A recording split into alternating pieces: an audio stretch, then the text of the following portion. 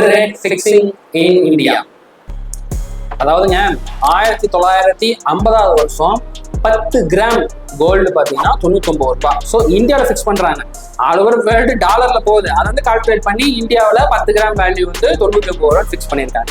ஆனா 1800வது வருஷம், கிட்டத்தட்ட ஒரு 225 வருஷத்துக்கு முன்னாடி பார்த்தீங்கன்னா நம்ம இந்தியாவை தான் ஆங்கிலேயர்கள் ஆட்சி பண்ணிட்டு இருக்காங்க இல்லையா.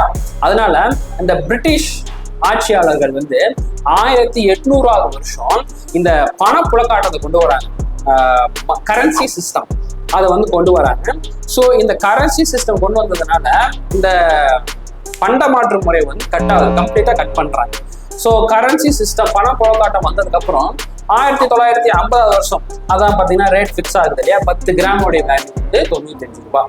ஸோ இதை வந்து 10 வருஷமா நம்ம பிரிச்சுக்கலாம்.